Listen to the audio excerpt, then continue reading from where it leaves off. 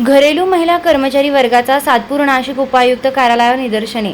16 जून म्हणजे आंतरराष्ट्रीय घरेलू कामगार दिवस। याच दिवशी 2011 मध्ये आंतरराष्ट्रीय श्रम परिषदेच्या 100व्या अधिवेशनात घर कामगारांचा कामगार म्हणून दर्जा मान्य करून त्यांना कायमच्या ठिकाणी कायदेशीर संरक्षण देण्याचा प्रस्ताव मंजूर झाला। 189 प्रमाणे कायद्याअंतर्गत मंजुरी देणाऱ्या देशांमध्ये घरेलू कामगारांना किमान वेतन, आठवड्याची सुट्टी आणि इतर पगारी रजा, मातृत्वाला विमा, पेन्शन सारखे लाभ देणारे कायदे मंजूर करण्यात आले। जगातल्या 39 देशांनी त्याला मंजुरी दिली आणि असंख्य देशात कामगार विषयक धोरण आणि कायद्यात घरेलू कामगारांना समाविष्ट केलं गेलं।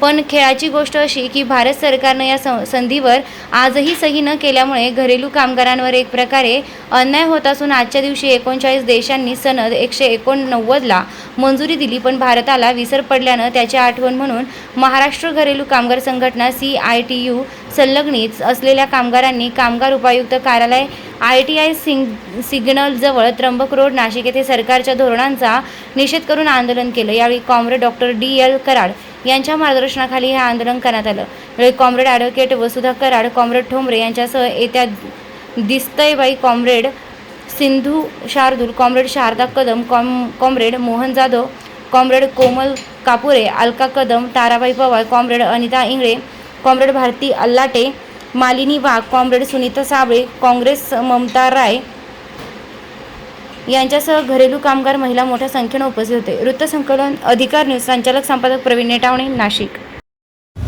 च्या नेतृत्वाखाली घरेलू कामगारांनी आपल्या विविध मागण्यांसाठी या ठिकाणी निदर्शने केली आहे। खरं म्हणजे घरेलू कामगारांसाठी कल्याणकारी मंडळ स्थापन केलेले आहे, परंतु त्या कल्याणकारी मंडळामध्ये कुठलाही लाभ किंवा काही सवलत नाही आहे। जसं बांधकाम मंडळामध्ये अनेक सवलती आहेत, त्या पद्धतीने घरेलू कामगारांसाठी नाही। म्हणून आपली पहिली मागणी आहे, जे कामगार आहे यांना सुद्धा किमान वेतन मिळालं पाहिजे।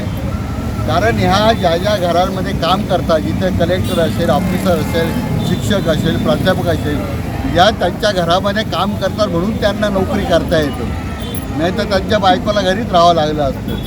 परंतु यांच्यामुळे त्यांना 2 पैसे जास्त मिळतात, म्हणून यांना किमान वेतन मिळालं पाहिजे।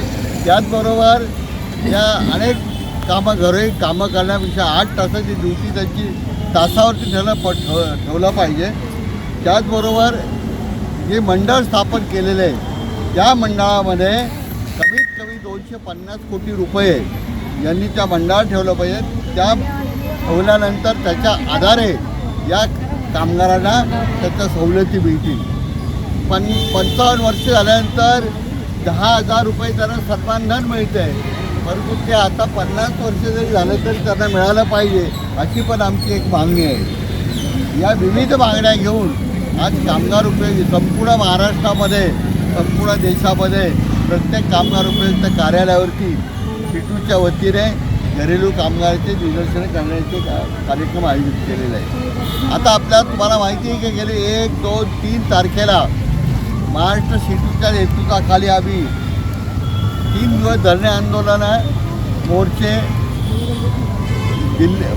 मुंबईला आम्ही केले आणि त्यावेळेला आश्वासन दिलेले की आम्ही ह्या प्रश्नावरती तातडीने लक्ष घालतो। परंतु हे सरकार आहे गेंड्याच्या कातडीचं, अनेक वेळा मागणी करू नये हे फक्त हो म्हणतं, परंतु करत काहीच नाही। म्हणून आज इशारा देतो आम्ही, जर हे प्रश्न सोडवले नाही यापुढे घरेलू कामगार यापेक्षा तीव्र आंदोलन केल्याशिवाय राहणार नाही, हा इशारा देण्यासाठी आज या ठिकाणी आम्ही उपस्थित आलो।